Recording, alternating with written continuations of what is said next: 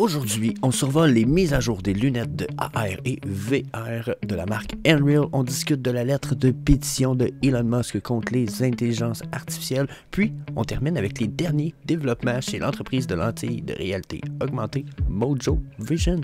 Donc moi, c'est Jess pour un autre épisode de Tech Track.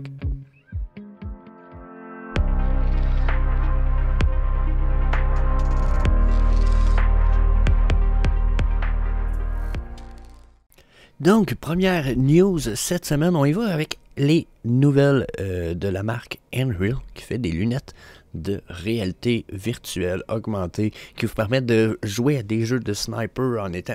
Finalement, ça vous donne une espèce de gros écran gigantesque devant vous autres une fois que vous avez les lunettes en face pour jouer soit à des jeux, faire un paquet de trucs. Puis là, ben, ils ont annoncé leur nouveau support pour les ordi Windows. C'était déjà supporté, mais là, ils ont annoncé partenariat qui permet d'avoir plusieurs facultés qui n'étaient pas possibles dans le passé. Donc là, on augmente ça. Il y a même la capacité d'avoir un écran incurvé maintenant dans vos Nreal Air, comme la capacité d'avoir un écran incurvé dans la vraie vie. Donc, juste ça pour moi, ça fait une grosse différence parce que l'effet de pouvoir afficher des images en 2D dans un espace 3D avec les lunettes, je trouvais que c'était cool, c'est amazing.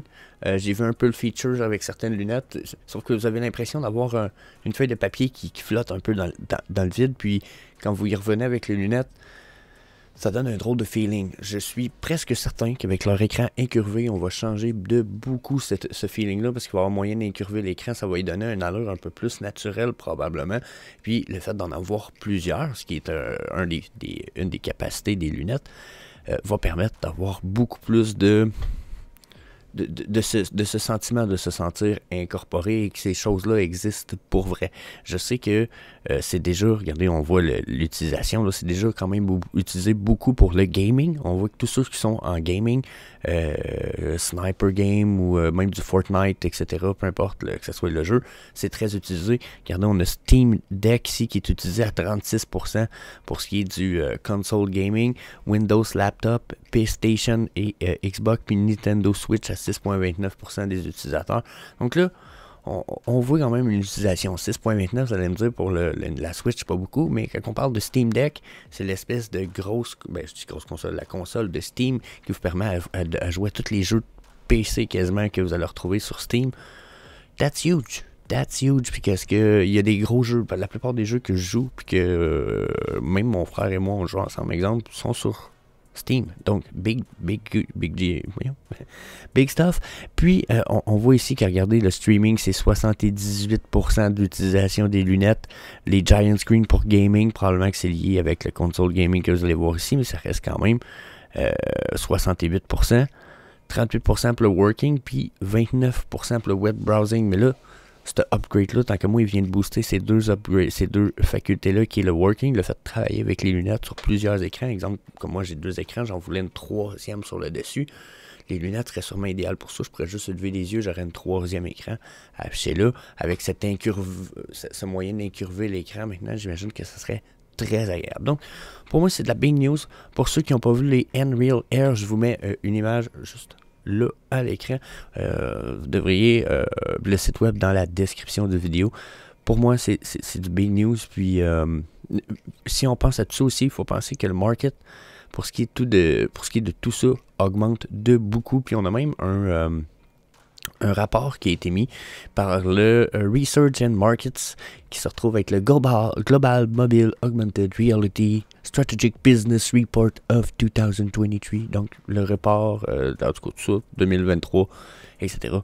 Puis, ils ont quand même fait des prédictions, OK? Prédictions de 2022 à 2023. Le marché, en ce moment, est estimé, question de réalité augmentée, OK? En 2022, à 9,7 billions de dollars. Ce qui est quand même bien, là. 9 billions, on est à 10 milliards, là, OK? Un billion, c'est 1 milliard de dollars, OK? Fait qu'on est à 10 milliards de dollars. Ce qui est prévu en 2030, c'est 80 milliards de dollars. C'est comme 8-9 fois plus en 8 ans. C'est doubler son market quasiment en façon de parler. Non, pas doubler à toutes les années, ça serait plus ouf que ça, mais c'est quand même huge. C'est quand même huge. Fois 8, 9 en 8 ans, je pense que c'est fucking huge. Donc, dites-vous que Unreal, on fait juste commencer avec des features comme ça. Puis c'est sans parler de la technologie qui augmente. Vous allez voir en fin de vidéo, on s'en va voir parler de Mojo. Restez accrochés, ça va avoir rapport sûrement avec les Unreal Air. Je verrai très bien Unreal utiliser leur technologie dans le future. So, yeah, avant ça, on va parler intelligence artificielle avec Elon Musk. Donc, on va parler d'intelligence artificielle. Personnellement, j'utilise beaucoup l'intelligence artificielle pour différentes choses, que ce soit ChatGPT ou Midjourney. J'en utilise quelques-unes depuis... Je dois avoir une centaine d'heures d'émis là-dessus depuis leur création. Au début, j'utilisais très sporadiquement un petit peu. Maintenant, j'utilise ça quasiment à une journée sur deux. Okay? Je ne sais pas pourquoi, c'est des bonnes raisons de travail, etc. Mais vous allez comprendre, je pense que le potentiel est là. Moi, je vois un gros positif là-dessus. Puis, là, on a Elon Musk qui était comme, oh là, il dit, on va faire une pétition. Ils ont réussi à avoir 1800 signatures de déjà important, là, ok? Il y a eu Steve Wozniak, qui est l'ancien co-fondateur de Apple. On a des scientifiques comme Gary Marcus qui ont signé pour suggérer au gouvernement de demander l'arrêt de la progression des intelligences artificielles pour au moins 6 mois pour être capable de mettre peut-être des réglementations par rapport à tout ça, éviter qu'on aille des problèmes avec tout ça. Là, moi je trouve ça un peu drôle de dire, ok, mais c'est genre, je trouve ça un peu drôle dans la mesure où que l'outil est là, c'est un peu... je trouve ça un peu plate de devoir peut-être dire aux gens, couper tout ça, là, pendant tant de temps, là, on va arrêter le progrès pendant 6 mois pour voir si le progrès serait pas négatif. C'est un peu comme de dire, oh là, l'hiver arrive, on n'était peut-être pas aussi près qu'on le pensait. Là, la neige tombe, on va arrêter l'hiver, on va mettre l'hiver sur pause, on va prendre un mois pour se préparer, puis on va restarter l'hiver après. Pour moi, ça se passe pas comme ça. Ma vision est un peu du style, t'arrêtes pas un train qui est déjà en marche, qui est déjà lancé. L'intelligence artificielle, ça fait un petit bout que ça existe jusqu'à un certain point. Puis je vous dirais même que là, c'est un peu le pourquoi je vous transfère ici sur l'autre site, c'est que quand on regarde machine learning, c'est la base de l'intelligence artificielle, ok? Machine learning qui est écrit ici, petit encadré en bleu.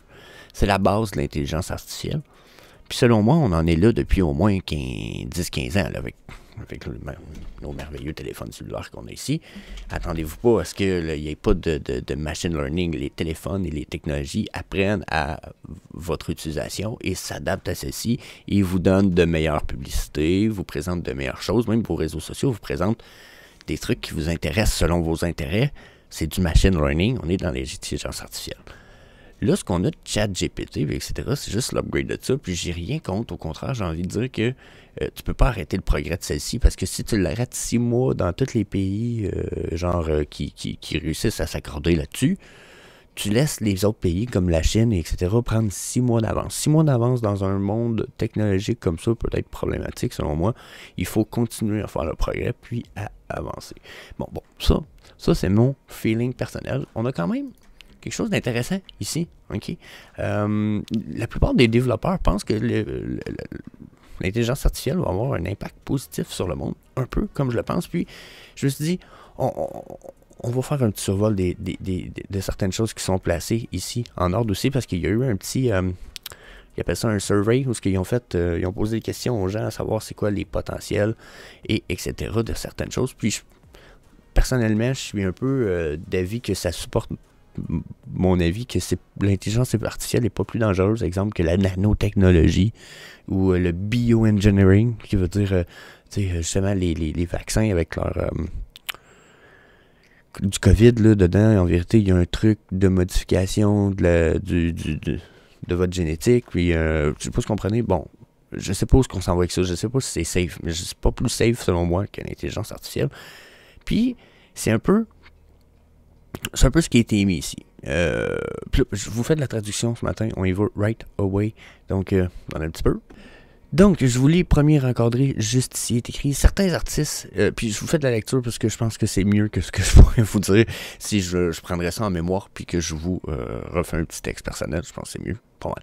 Donc, certains artistes, développeurs et écrivains et autres créateurs vont exprimer leur inquiétude quant au fait que les intelligences artificielles génératives pourraient constituer une menace pour leurs moyens de subsistance. Donc là, c'est des écrivains, tous ceux qui font des histoires, etc. Cependant, un nombre croissant de personnes considèrent que les intelligences artificielles sont des outils d'assistance qui aideront les créateurs plutôt que les menacer et de les remplacer. Je suis fucking d'accord. L'imagination, je pense pas que c'est nécessairement l'intelligence artificielle qui va réussir à jouer avec ça. La manière d'ordonner et de formuler toujours un texte puis de créer une nouveauté, je pense qu'on en a encore pour un bon 100 ans avant peut-être qu'on réussisse, à moins que vraiment l'intelligence artificielle devienne un être vivant, je vais dire, avec des émotions, une âme, une imagination et and so on, and so on. Je pense qu'on n'en est pas là. Puis, je suis un peu même d'avis que ça va aider la plupart des artistes. Il y a des gens, ma belle-fille a commencé à faire du dessin, ok? Puis je pense que même l'intelligence artificielle pourrait l'aider dans le dessin. Donc, pour moi, c'est pas un problème. Au contraire, ça peut l'aider à avoir plus de créativité, des idées, des exemples de dessin, etc. Donc, je continue à vous lire ça, un petit peu. Donc, si on continue, Stack Overflow a interrogé sa communauté de développeurs pour savoir ce que les développeurs pensent des technologies qui font actuellement la une des journaux. Il est écrit ici, notre dernière enquête éclaire... ouais, c'est une enquête éclair, ok, je connaissais pas le terme. Notre dernière enquête éclair a demandé aux développeurs de réfléchir aux tendances naissantes de la technologie, de nous dire ce qu'ils en pensaient, a expliqué Aaron Yepsis.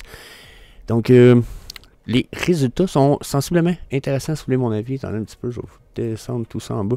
Donc là, on voit ici ceux qui pensent l'impact positif que pourrait avoir d'1 à 0, 0 étant un impact négatif et 10 étant un impact positif. On voit qu'il y a plusieurs sources de technologies qui peuvent être intéressantes, comme le open source, sustainable technologies qui sont les technologies de l'énergie durable, etc.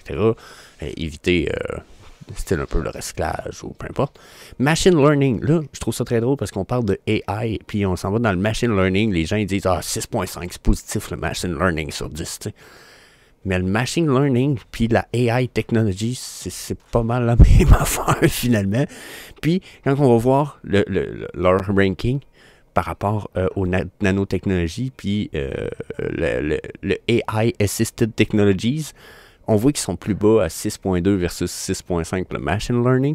Donc, quand on voit technologie, évolution, tout ça, AI, je trouve ça vraiment drôle de voir comparaison. Puis, petite parenthèse ici, on voit, j'ai mis d'autres choses en valeur ici. Internet of Things, Biometrics, Augmented Realities. On est TechTrack, hein, vous savez, on fait le suivi de ça. Pour l'instant, les développeurs pensent que ça peut être positif plus que négatif, mais on est encore dans une incertitude. Puis, même chose pour la blockchain. Qui, si vous voulez mon avis, vous voyez, j'ai fait le petit lien, c'est la même chose, à mes yeux, que l'Internet of Things, la blockchain. La blockchain, c'est juste le réseau sous-jacent de l'Internet des choses. Donc, si l'Internet des choses est vu positivement, je vois mal en quoi le blockchain ne le serait pas. Donc, quand même, très intéressant de voir tout ça. Vous voulez mon avis? Les développeurs voient ça positif parce que, justement, c'est l'humain qui le crée. Hein? Donc, on voit, jusqu'à un certain point, leur vision des choses sur ce qu'ils ont l'intention d'en faire. Si on décide puis qu'on met des limites à ces intelligences artificielles-là, on va pouvoir s'en servir comme outil bénéfique, beaucoup plus que de l'inverse. Hein? On peut se montrer à quelqu'un de se servir de deux façons d'un couteau totalement différentes, puis il y en a une qui ne va pas être nécessairement positive, puis l'autre qui va l'être. Donc, bien entendu, et je pense que ça fait partie des choses à évaluer. Ceci étant dit, on va aller faire un petit survol sur un autre sujet fucking interesting. En lien avec la réalité augmentée, on a, mauvais website, la société de lentilles de contact intelligente Mojo qui lève 22 milliards et qui se tourne vers les écrans micro-LED et pour le X, pour la réalité augmentée et plus. Donc, Mojo, je vous le dis tout simplement aujourd'hui. Pas de big news dans Amazon, parce que je pense que, comme je vous ai expliqué plus tôt, l'information est là. J'ai juste besoin de la transmettre, puis d'attendre votre avis. Donc, Mojo Vision, une entreprise autrefois connue pour son travail sur les lentilles de contact intelligentes, a levé 22,4 millions dans un cycle d'investissement de série A qu'elle va utiliser dans un pivot pour développer et commercialiser la technologie d'affichage micro-LED pour les consommateurs, les entreprises et les applications gouvernementales. Donc ça, vous voyez, c'est ici la lentille qu'on a là. Ça se trouve être leur lentille de contact. Puis vous voyez le petit losange dans le milieu, tout petit, juste là. Ça se trouve être leur écran micro-LED. Ça, là, cet écran-là, elle a genre 480p de de qualité d'image sur pixels, c'est ridiculement petit, épouvantable. Puis là, ben, c'est sur la technologie sur laquelle ils vont travailler. Là, la série A de financement intervient des mois après que l'entreprise a été forcée de suspendre les lentilles de contact intelligentes, ce qui comprenait également une réduction de 75% des effectifs de l'entreprise. Donc, beaucoup de licenciements, puis la technologie, puis le projet de lentilles de contact que vous voyez juste là, ça a été mis sur pause. Ce qui a été conservé, c'est ce que je vous parlais, le petit micro-écran dans le milieu. Donc ça, c'est la technologie sur laquelle ils vont travailler, sur laquelle ils vont mettre l'accent. Et si vous voulez mon avis, je trouve que c'est super bullish parce qu'on n'était pas encore prêt pour les lentilles. Sauf que s'ils continuent à travailler sur leur technologie, comme il est écrit là, dans 5 à 10 ans, on va être pas mal prêt pour les lentilles. Donc là, nouvel accent est mis sur les écrans pour le AR et VR, automobile, champ lumineux, écran grand format et autres qui nécessitent des écrans micro LED à haute performance. Donc on tombe, comme je vous disais, dans des trucs surtout transparents aussi, hein, qui vont être capables de transmettre l'énergie, l'image. Donc, pour les futures lunettes de réalité augmentée, je pense que ça va être huge. On n'avait pas des technologies encore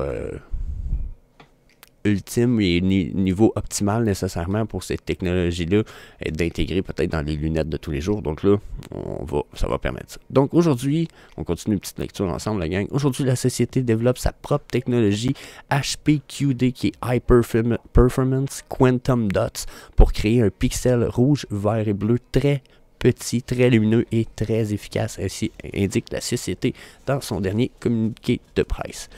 Donc, le nouveau PDG de Mojo Vision, le Dr. Nikhil Balaram, donne son avis ici, puis il dit l'opportunité de marché de l'industrie de l'affichage est grande, plus de 100 milliards de dollars. Donc, ils veulent se planter dans un gros marché, déjà, first of all. Parfois, pour faire quelque chose de très grand, il faut commencer par très petit. C'est exactement ce que nous avons fait chez Mojo, a déclaré Balaram. Il dit, nous avons commencé par développer l'écran micro LED dynamique le plus petit et le plus dense au monde. Et maintenant, nous allons appliquer cette innovation pour propulser la prochaine génération d'écrans. Donc, nice, dans la mesure où la prochaine génération d'écran, ça inclut toutes les technologies qu'on survole sur le Tech Track.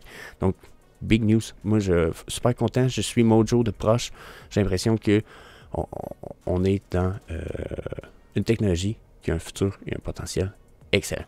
Donc, ceci étant dit, la gang, ça fait le tour de notre épisode Tech Track, épisode 3.